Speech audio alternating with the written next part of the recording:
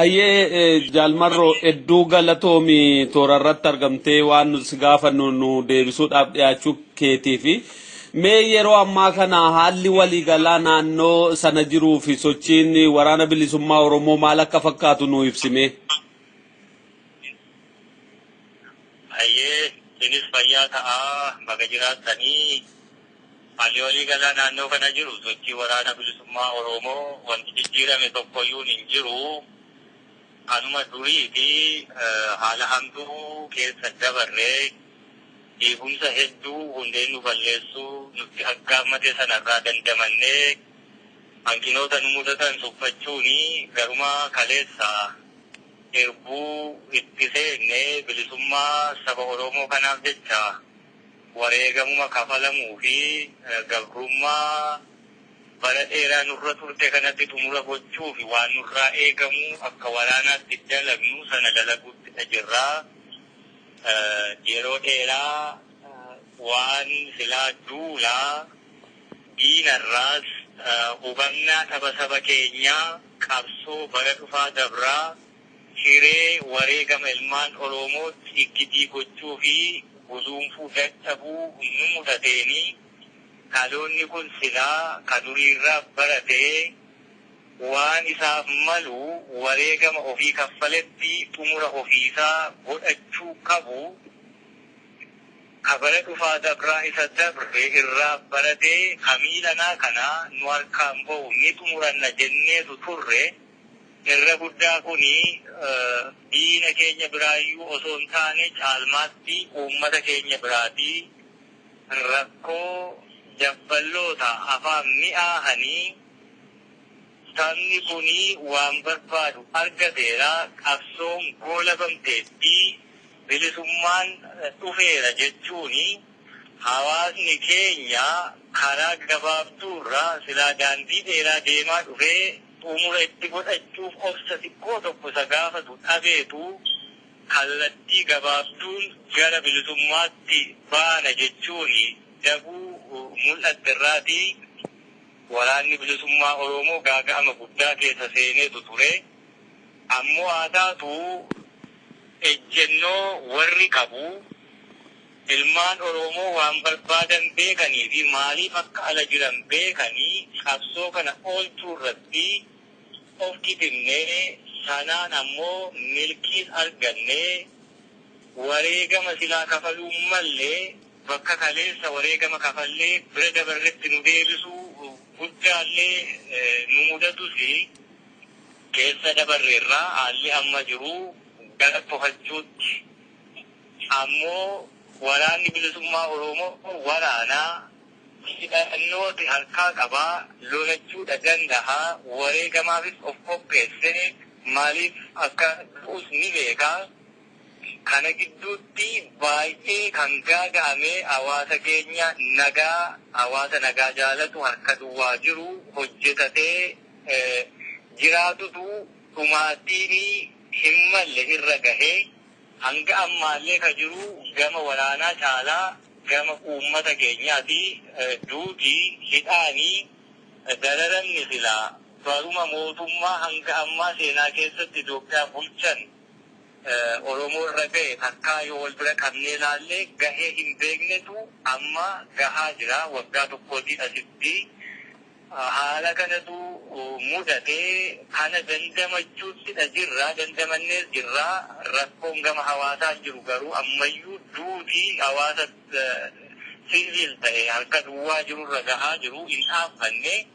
Wanni waliigalaa gaa kallattii kamiinuu Oromiyaa keessa jiru kanadha fakkaata. Ajjechaa hama uummata nagaarra gahaa jirutu jira. Miidiyaan adda addaa kanallee akka yeroo kaanitti gabaasuutti hin jiru.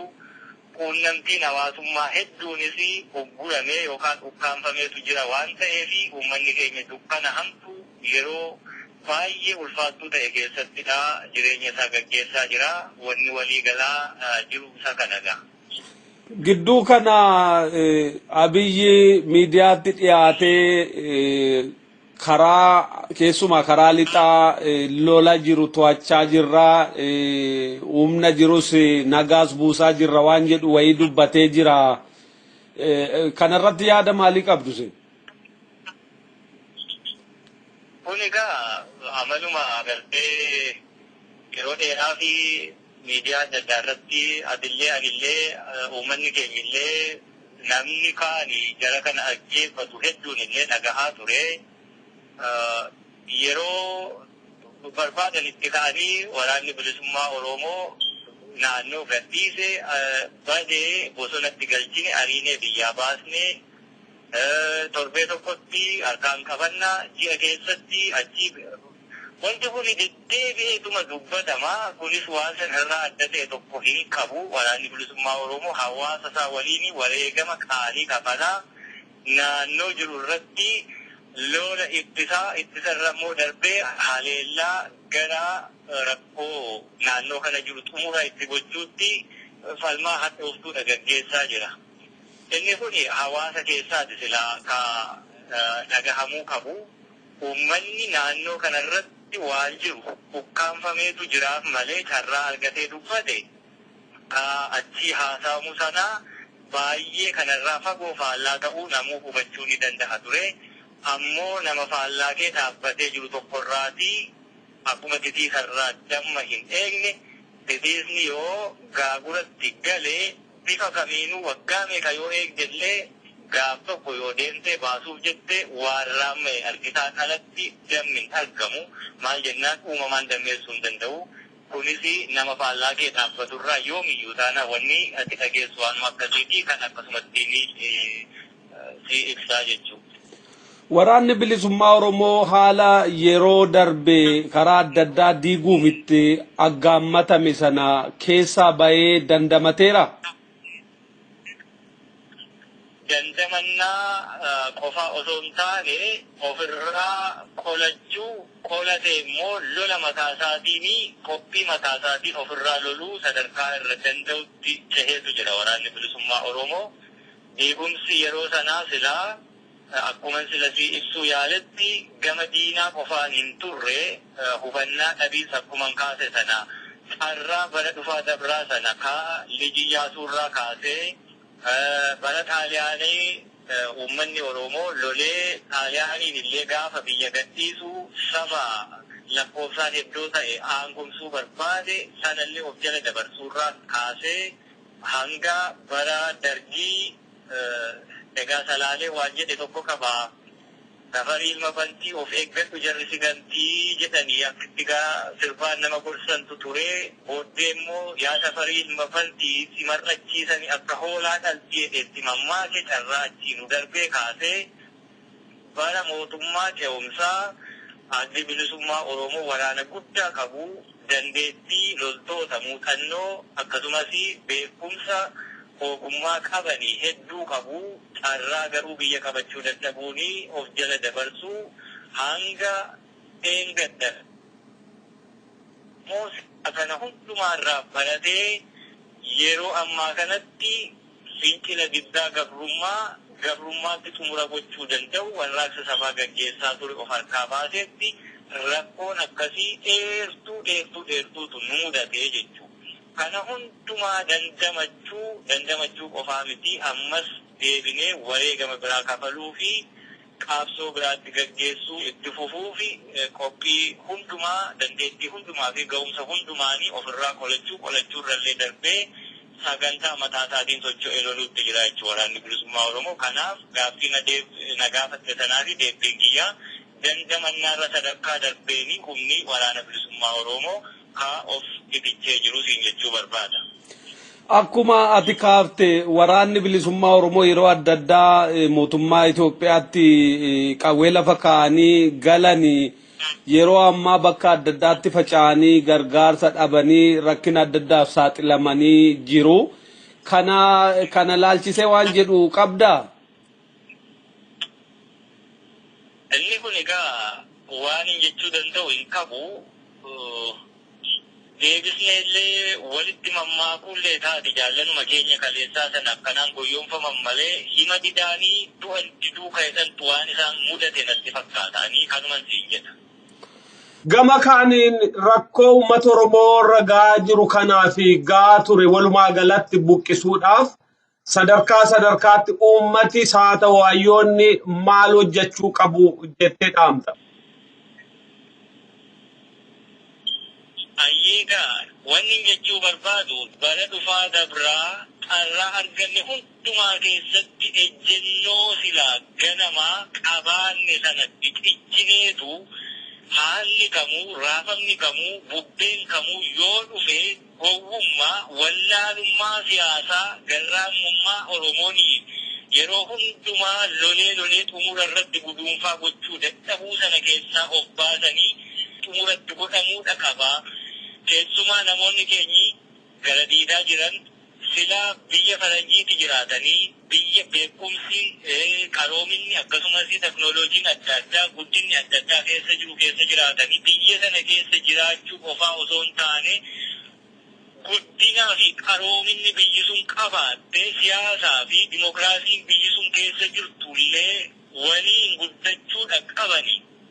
Namni waa barbaadu tokko waan xiqqoo tokkoon hin goyyomu politikaal neefiitii akkanaa keessan seenu maaliifi wanni yeroo darbe ta'e dibbeen kaaname wareegama har'a kafalaa jirru daa'imni fichuun dhiigatti dhangalaasuu jirtu kanaan nu gaheeraa jechuu qaabsoon burjaajii keessa akka seenu taasifameeraa jechuu dubbachuutu narra jiraatin dubbadhaa malaatu jira yoo ta'e qarqara hooquuni madaa sanaa hin fayyisu mala'uudha qabaa jechuu.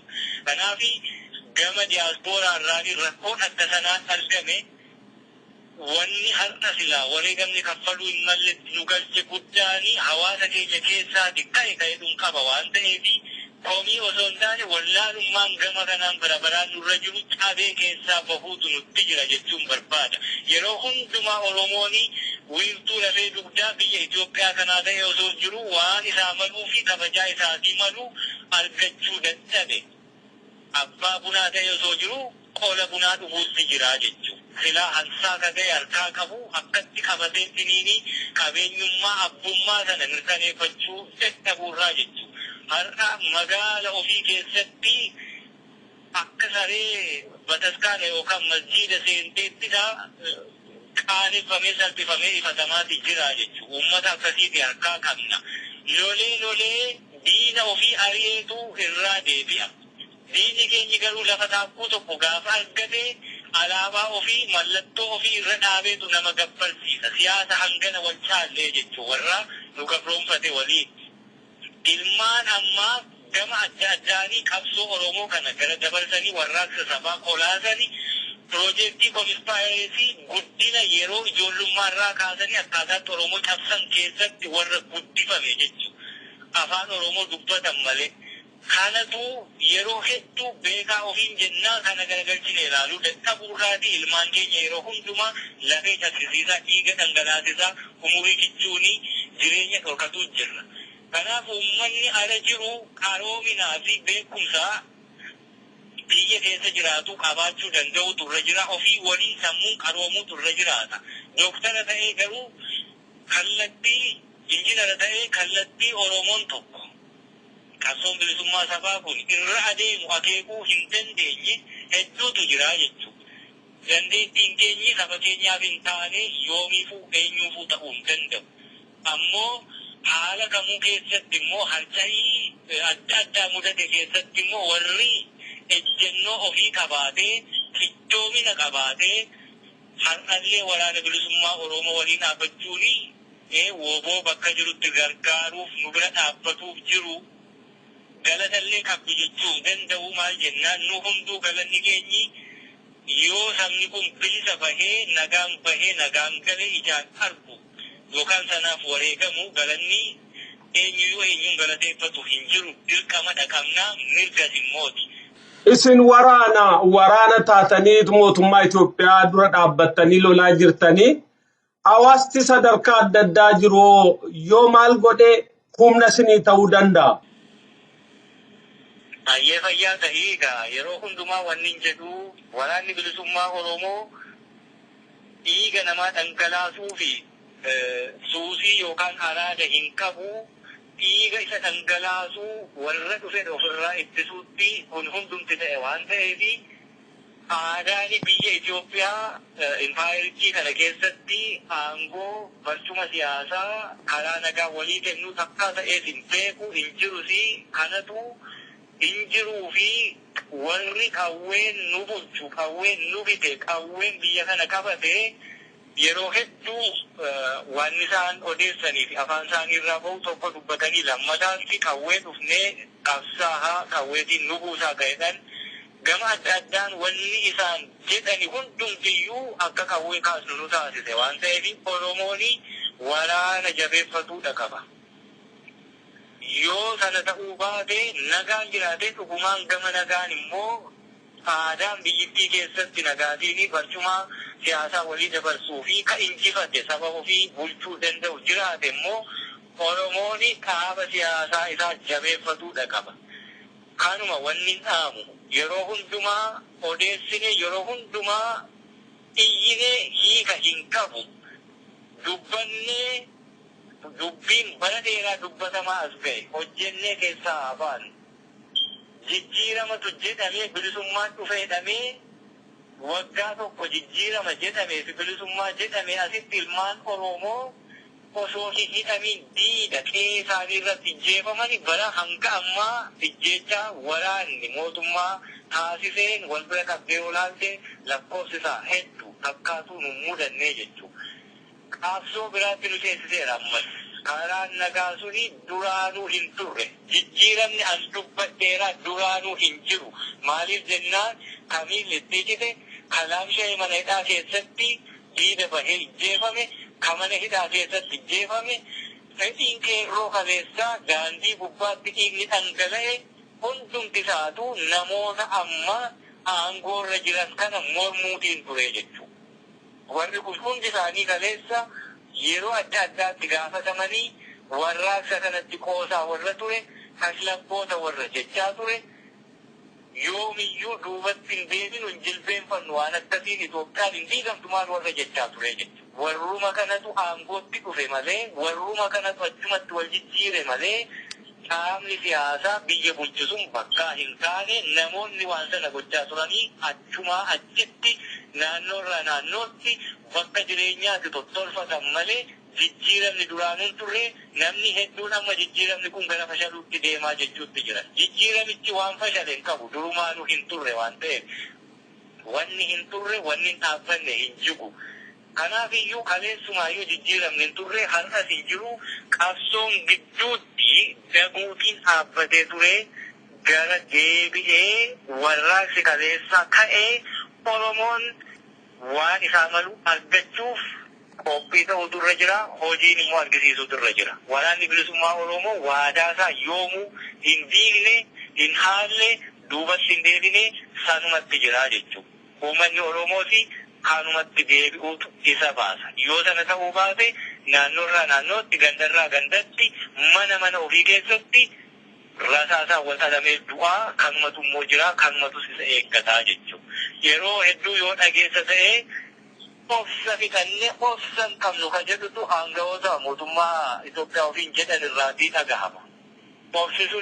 Obsi dhumate suni har'a hojiitti hiikame ilmaan Oromoo dhiigni dhangala'aa jira jechuudha. Oromoon kana ofirratti ilaallachuu hin dandeenye yoomiyyuu rakkoo kana keessaa bahuu hin danda'u.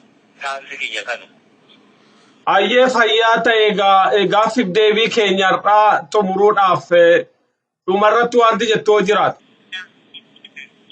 Ayyee fayyaa ta'e gaaffisi uummanni Oromoo wal malee hin qabu of malee hin qabu waraanni bilisummaa Oromoos qabsoo ofitti hirkannoo mataa isaa irratti fi saba isaa irratti hirkate gaggeessa waan ta'eef akkanuma nu bira dhaabbadhaa nu jabeessaa sabni biyya Itoophiyaa keessatti gaggeessamaa jiru sabni hedduun of ijaaraa jiru hundumtiyyuu qophii qaba.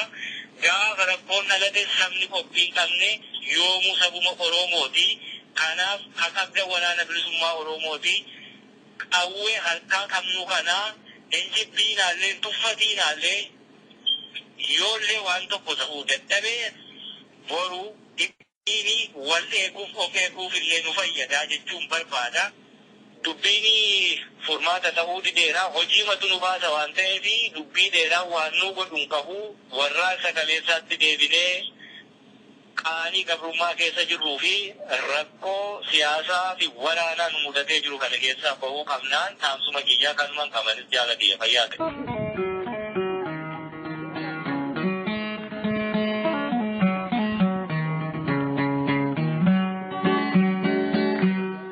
Biyyi kamiyyuu kabajaa olaanaa kan argatu humna ittisaa kabajaa itturu yoo qabaate ummanni Oromoo kan diina jalatti kufee rakkoo adda addaaf saaxilamaa tures ittisa jabaa waan dhabeefi ummanni kun ittisa isaa hagan jabeeffannetti humna jabaa isa eeguu fi nagaa isaa kabachiisu hagan qabaannetti gara fuulduraattis nagaa jiraachuu hin danda'u. Ummanni kun nagaa ijaa jaalateef nagaan isaa eegamuu hin danda'u. Kanaaf bakka jirutti humna isaa ittisa ta'ee isaaf dhaabbatu kan akka waraana bilisummaa Oromoo jabeeffachuu fi guddifachuu kunuunsifachuu irraa eegama. Gaaffiif deebii Jaalmarroo Dirribaarraa akka hubannettis haalli ammoo Oromoon keessa jiru rakkoo ulfaataadha. Ummatichi rakkina kana keessaa bahuudhaafis furmaati inni qabu didee qabsoo isaa jabeessuudha. Kana malees hojiidhaan jabaatee irra aanuutu irra jiraata. Akka Jaalmarroon dhaamettis warraaqsa kaleessaatti deebi'anii rakkoo keessaa bahuudhaaf qabsoo olaanaa finiinsuun barbaachisaadha. Sagantaa keenya waan hordoftaniif hedduu galatooma. Yeroo biraa aga walitti deebinutti qophiin keenyarraa kanumaan xumura. Nagaatti.